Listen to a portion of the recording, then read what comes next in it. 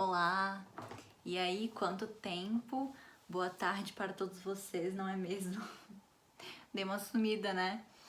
Acho que a última vez que eu estive aqui foi no meu vídeo do Senhor das Moscas, que eu falei, semana que vem eu volto aqui pra gente falar sobre o próximo conto do projeto do nosso cronograma de leitura Dostoiévski em ordem cronológica, né? Aí, 3 meses depois, aqui estou eu, sem vídeo, sem nada. Mas é porque eu passei por um período um pouco conturbado aí da minha vida pessoal. Na verdade, eu dei uma parada, não só aqui no canal, mas como também nas minhas leituras mesmo. Desde outubro, mais ou menos, que eu não consigo ler direito, então foi tudo, sabe? A minha vida pessoal realmente foi uma loucura total. Não consegui não consegui viver como eu estava acostumada, não consegui dar prosseguimento aí com meus projetos e leituras. E aí realmente tive que parar de aparecer por aqui. Mas 2021 está aí, janeiro está aqui, né? Já chegou. E sim, vou continuar com o meu projeto Dostoiévski em ordem cronológica. Próximo vídeo, que vai ser sobre o conto Como Entregar-se a Ações de Vaidade, vai sair agora em janeiro. Tudo normal, espero que dê tudo certo. E hoje eu vim aqui para falar sobre as minhas 10 leituras preferidas de 2020, né? Os meus 10 livros preferidos, não que foram lançados em 2020, mas que eu li em 2020. E 3 menções honrosas. Eu estava pensando em trazer só 2 menções honrosas, mas é porque outra apareceu assim do nada e eu tive que trazer. É isso, deixa eu mostrar aqui pra vocês a pilha. Ela tá pesada. Mas aqui todos os livros. Foi um ano muito bom de leitura, gente. Assim, eu não li tanto quanto eu tô acostumada, porque eu parei de ler lá pra outubro. Eu teria lido uns 80 livros mais ou menos esse ano de 2020, se não tivesse sido por essa pausa aí que eu dei. Eu acabei lendo, se não me engano, 50. Mas tudo bem, tá tudo ótimo, tá tudo maravilhoso.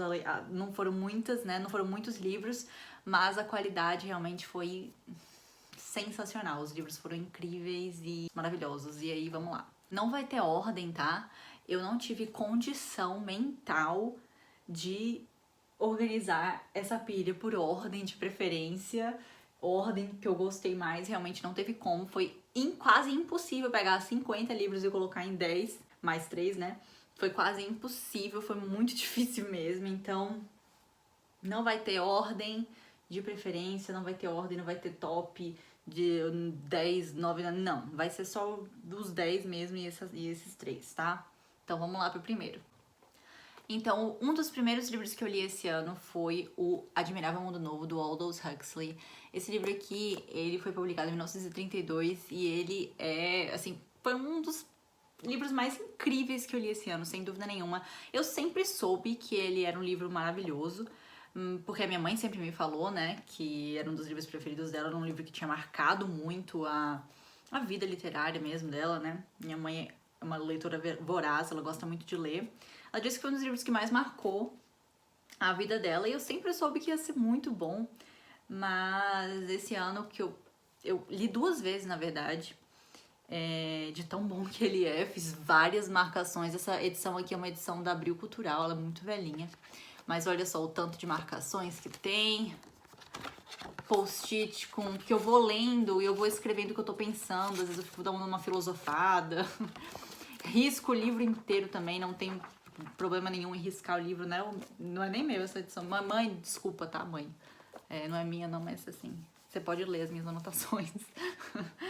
Mas enfim, esse livro aqui, ele conta a história de um rapaz chamado Bernard, e ele vive na verdade, uma distopia, né? Esse livro é uma distopia.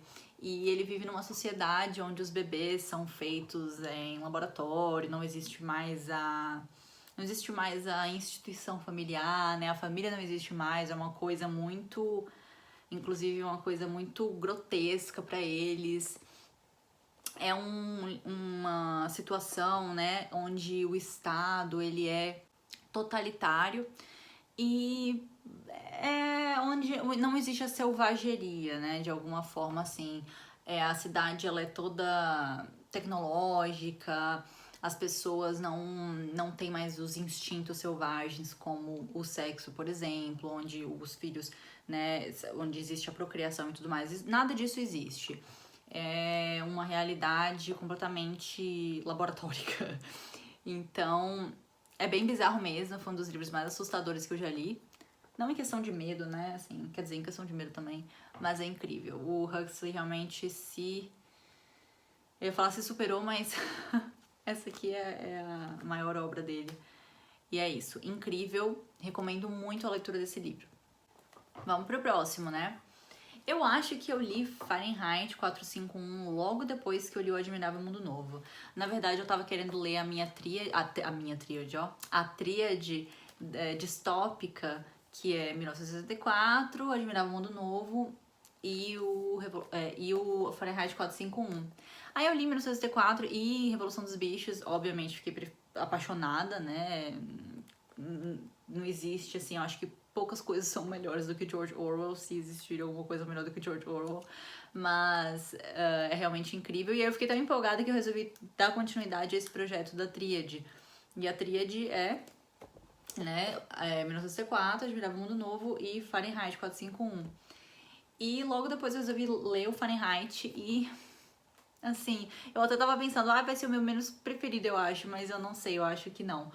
Eu acho que realmente é um dos meus preferidos. Eu já li esse livro 2 vezes, inclusive este ano também eu li 2 vezes, dá até pra ver, porque da primeira vez eu marquei o livro com post-its laranjas e da segunda vez eu marquei com post-its amarelos pra diferenciar. Risquei também o livro todo, deixa eu ver se eu consigo achar aqui uma parte riscada pra vocês verem, mas eu risquei o livro todo, fiz anotações, marquei, né, as minhas partes preferidas. Esse livro aqui, eu realmente não estava esperando por tudo isso quando eu comecei a lê-lo.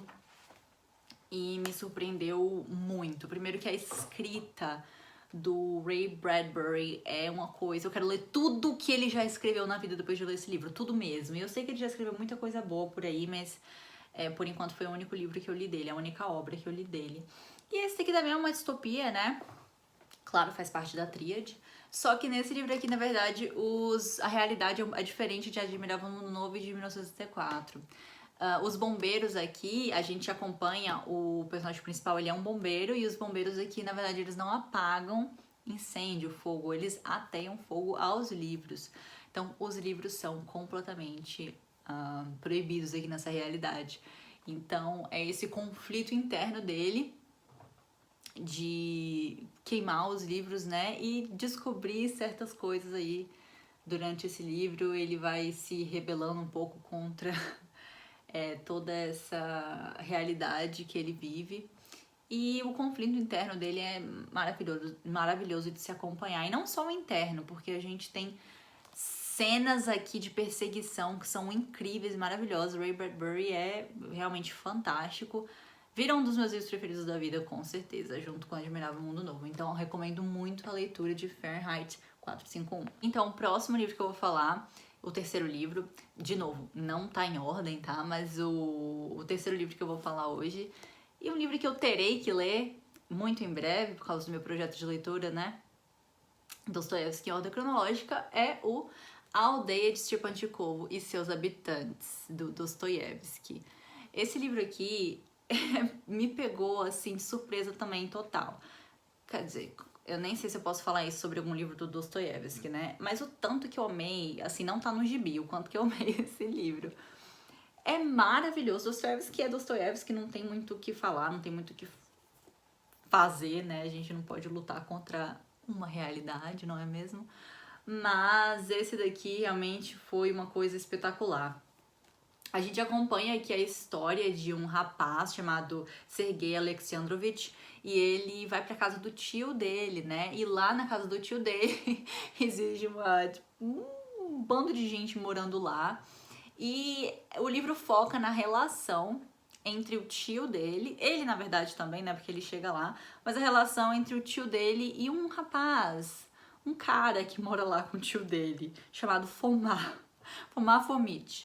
E esse livro aqui é uma crítica tão grande ao vitimismo que, assim, você lê, você fica, caramba, ou você lembra de pessoas que você conhece que são assim, ou você vai pensando em você mesmo. É uma, assim, isso aqui é uma aula, isso daqui é sei lá, uma terapia esse livro. Você pode ler e pensar em outras pessoas, mas você também vai pensar em você, você também vai se colocar aqui dentro dessa realidade de sair desse vitimismo mesmo, porque a crítica é incrível, né, que o Dostoiévski faz aqui.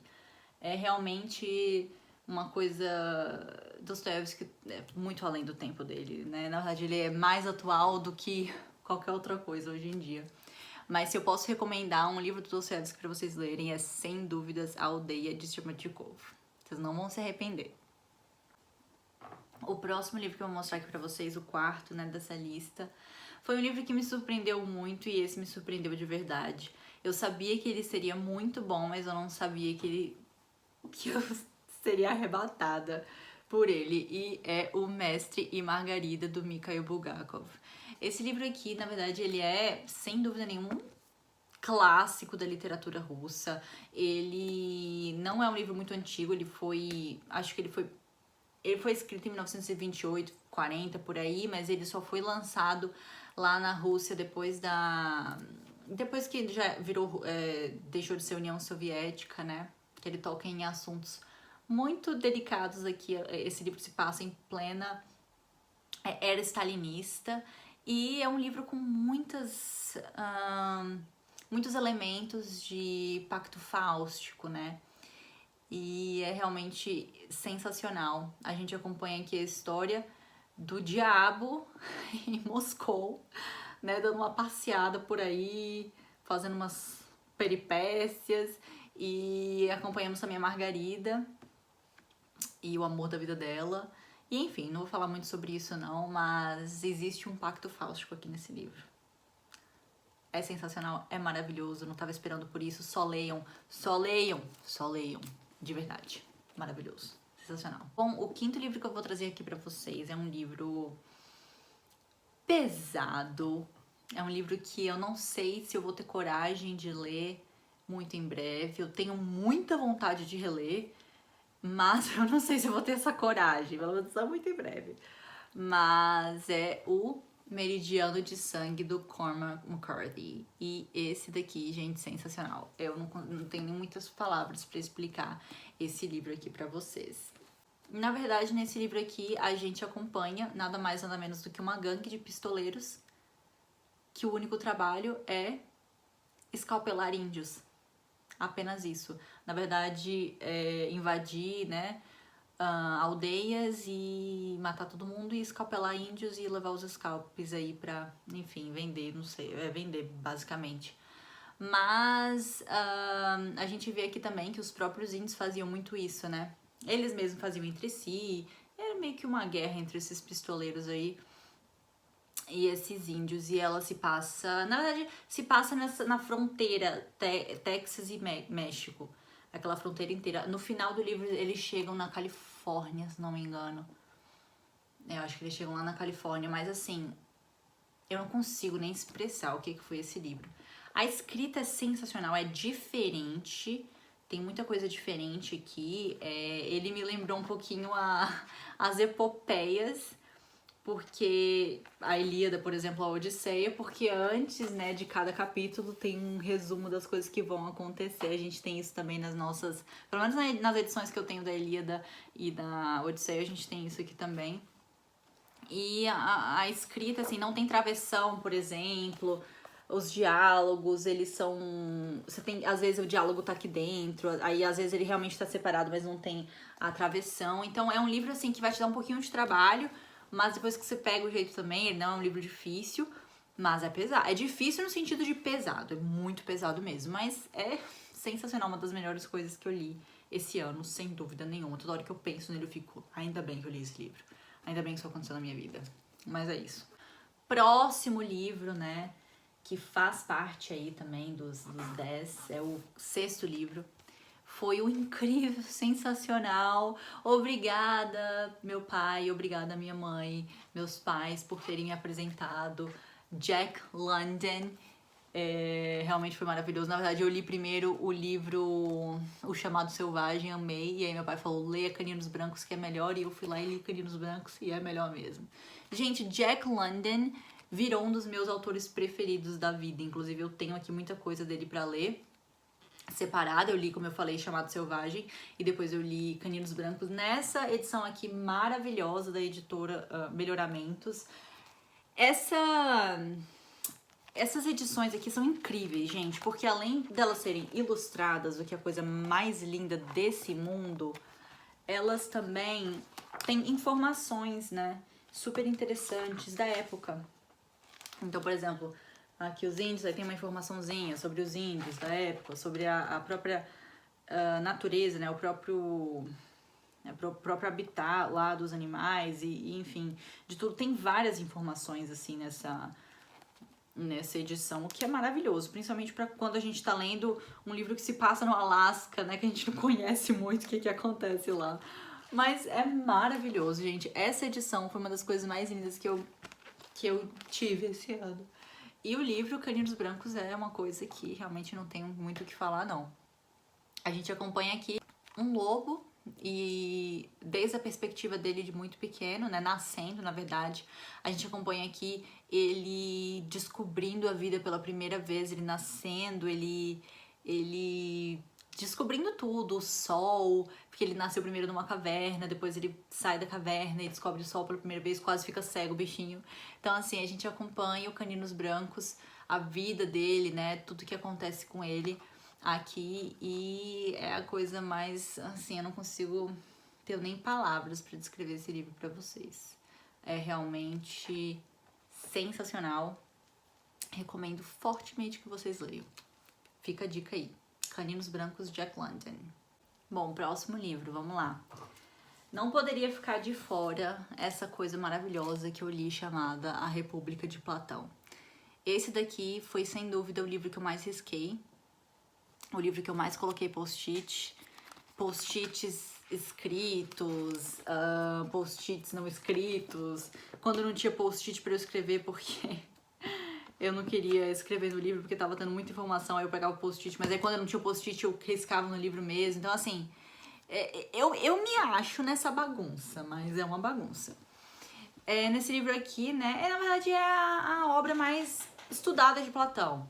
A República, não tem muito o que falar sobre a República, mas ela aborda temas diversos, aborda o tema principal do que é a justiça, né? E como uma sociedade ela pode ser criada a partir de quais elementos, a partir do que ela pode ser criada, de quais fundamentos, como é que a gente pode organizar a própria organização dela. Então, assim, isso daqui é ouro. Se vocês puderem dar uma lida, não precisa nem fazer de uma vez só, de uma sentada só, vai lendo um livro de cada vez, são 10 livros aqui. Eu não aguentei, eu li que nem uma doida mesmo. Na verdade, eu até tentava ler um livro e analisar e fazer anotação e tudo mais, mas tinha uns que estavam tão viciantes que eu não conseguia, que eu lia direto. Mas às vezes eu precisava parar pra pensar e digerir um pouco o que estava escrito aqui. Vou ter que ler esse livro ainda pra entender 100%, 50 vezes na minha vida, provavelmente. Mas o que eu já li, não tem como não colocar esse livro nos 10 favoritos, não. Mas não tem mesmo, gente. A República de Platão é literatura fundamental aí pra todo mundo. Mas continuando nele aqui, o 8º livro que eu vou falar hoje é Apologia de Sócrates. O que é isso, gente? Como é que um livro dessa finura conseguiu estar nos 10 favoritos do ano? Não tem como ser diferente. Esse livro aqui é o Julgamento de Sócrates, né?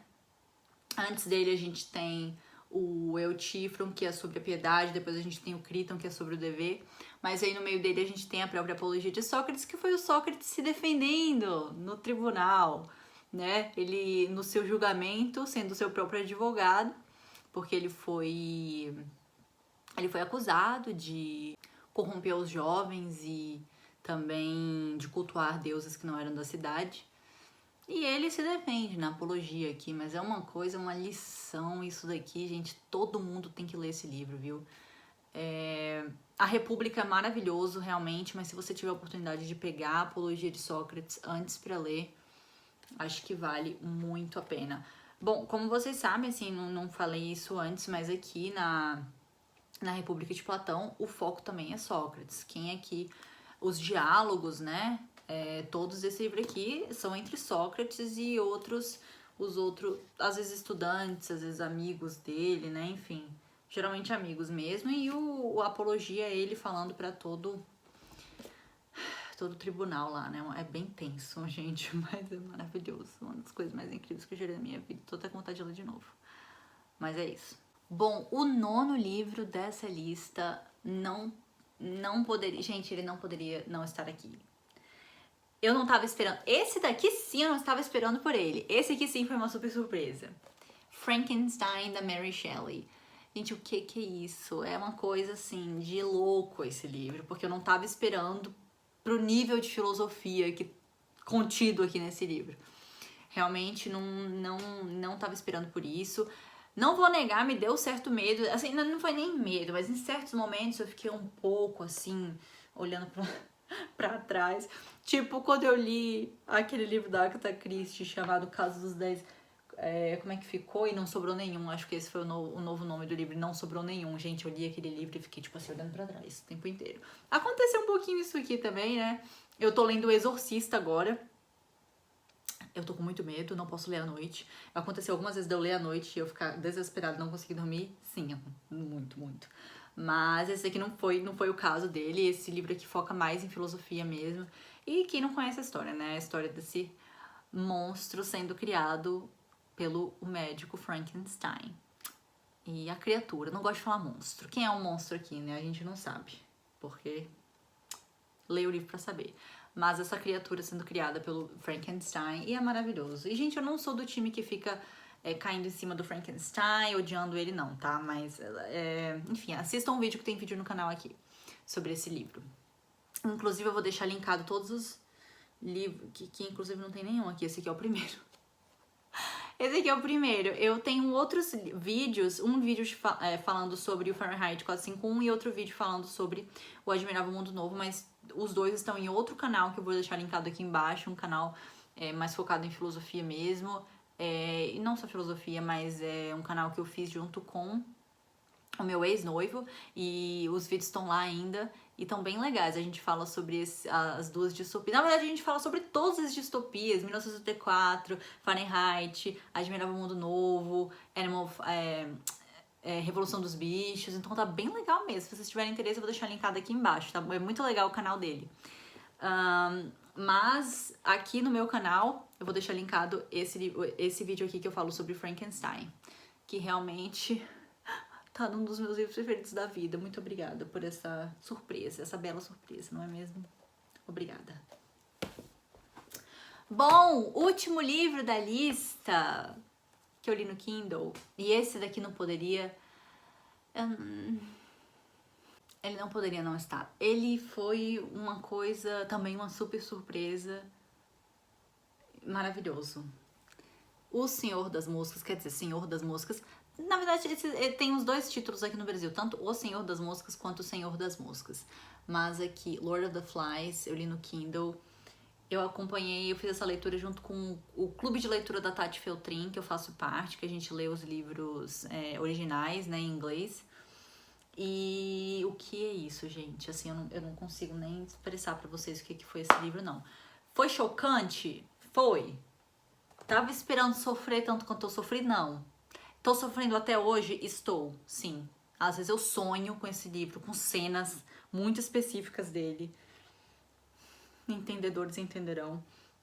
Mas foi uma das coisas mais brilhantes que eu já li em toda a minha vida. A gente acompanha aqui um grupo de crianças que tá dentro de um avião, né? Eles estão viajando, estão saindo lá da Inglaterra, porque tá dando uma guerra, o avião cai em uma ilha e eles estão sozinhos nessa ilha, e eles vão ter que começar aí uma civilização do zero, só essas crianças de entre 6 e 12 anos, mais ou menos, sozinhas em uma ilha, sem adulto, sem supervisão, tanto que praticamente criar, né, uma civilização aí do zero, gente, é uma coisa espetacular, não consigo nem... só leiam. É só isso que eu falo pra vocês. Leiam Senhor das Moscas, tá? O que vocês estão fazendo que vocês não estão lendo? Brincadeira. Mas é sério, leiam. Vale muito a pena. Bom, acabaram os 10 livros, né? Recapitulando aí, Senhor das Moscas, Frankenstein, Apologia de Sócrates, do Platão, A República de Platão, Caninos Brancos, Jack London, Meridiano de Sangue, Cormac McCarthy, O Mestre e Margarida, do Bulgakov, Aldeia de Stepanchikov, do Tolstói, Fahrenheit 451, do Ray Bradbury e Admirável Mundo Novo, do Aldous Huxley. E agora a gente vai para as 3 menções honrosas desse ano, porque elas também são muito importantes, tá? Então vamos lá para a primeira menção. Conservadorismo, do Roger Scruton. Eu tinha que trazer Scruton aqui esse ano, nesse ano de 2020, que foi quando eu realmente me apaixonei por ele. Um livro também fininho, cheio de marcação, cheio de anotação. Ele basicamente explica aqui o que é o conservadorismo, né? Muita gente se confunde, assim, tem confusão sobre o que é o conservadorismo de verdade. E isso aqui, né, nada mais é do que um convite à grande tradição mesmo. É espetacular.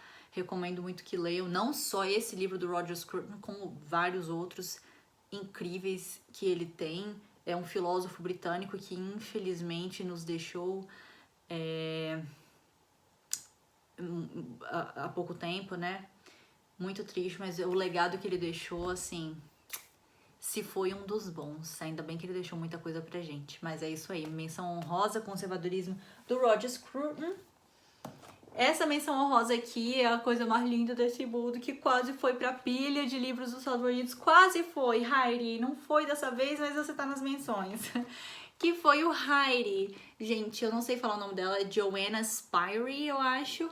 Mas o Heidi é um livro, assim, ele é infanto-juvenil, eu acho. Na verdade, ele é um livro infantil. E também tá naquela mesma edição da Melhoramentos, maravilhoso, cheio de... Oh, gente, só de ver essa imagem aqui, quem já leu esse livro também vai chorar junto comigo. Oh, meu Deus. Coisa mais linda desse mundo, gente. Olha que coisa linda, as cabras. Gente, essa edição aqui é uma coisa mais linda. Não tenho o que falar muito da Melhoramentos aqui. Ainda bem que meus pais têm esses livros aqui em casa. Mas enfim, eu nunca tinha lido Heidi. Na verdade, minha mãe leu pra mim várias vezes quando eu era criança, quando eu era pequena, eu amava. Mas essa foi a primeira vez que eu li de fato, né? Ou então que eu lembro, eu acho que eu li quando eu era criança. Muitos livros eu li quando eu era criança, eu não lembro direito. Então, assim, essa leitura ou releitura, né? Foi sensacional. Heidi é uma menina que vai morar com o avô dela, né? E ele é um cara bem fechado, mora nos Alpes suíços, e no começo ele não tá lá muito feliz não com essa criancinha aqui correndo de um lado pro outro, mas a relação dos dois é a coisa mais maravilhosa desse mundo, gente. Eu fico até emocionada, mas minha mãe dizia que eu amava cabra por causa desse livro e que eu comecei a amar queijo de cabra e leite de cabra por causa desse livro. E ela falava, mãe, quando eu era criança, ela falava que eu chegava pra ela, mãe, faz ovo e pra eu comer com pão e leite de cabra, por favor, porque eu quero ser que nem a Heidi. Gente, até hoje, se você me fizer um café da manhã, leite de cabra, ovo e pão, minha filha, já me ganhou. Mas é isso. Coisa mais linda. Gente, leiam Heidi, só isso que eu peço pra vocês. Coisa mais linda desse mundo. Leiam. E em último, né, assim, último mesmo, que foi a terceira menção honrosa, que quase também foi pra essa lista de 10. Tá vendo como foi difícil? Foi difícil pra caramba escolher essa lista de 10, gente. Foi uma coisa assim que até hoje eu não sei como eu consegui. The Catcher in the Rye, by J.D. Salinger. Então, Apanhador no Campo de Centeio. Esse livro eu também li no clube de leitura da Tati. A gente leu no original, né?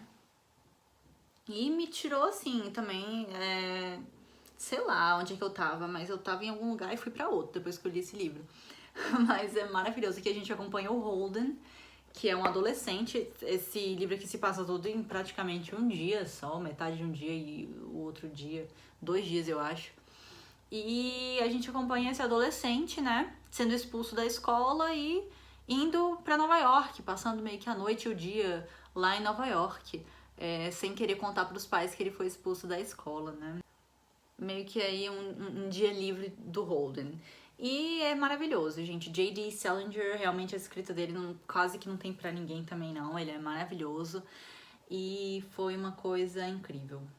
leiam Apanhador no Campo de Centeio, se puderem ler no original. Acho que não li a tradução, não sei como ficou, mas assim, tem algumas coisinhas que a gente percebe que na hora da tradução pode se perder, então se vocês puderem ler no original. Isso vale também para o Senhor das Moscas, mas eu acho que vale mais ainda para o Apanhador no Campo de Centeio, The Catcher in the Rye. Mas é isso. Essas foram as minhas leituras de 2020, né? As melhores leituras de 2020. Esse mês de janeiro eu ainda volto pra gente falar sobre o próximo conto do nosso projeto Dostoiévski em ordem cronológica. E nos vemos lá. Um bom ano novo para vocês, feliz 2021 e que seja um ano muito bom aí para todo mundo, repleto de saúde, né? Mais importante, e leituras espetaculares. E é isso, nos vemos no próximo vídeo. Até mais!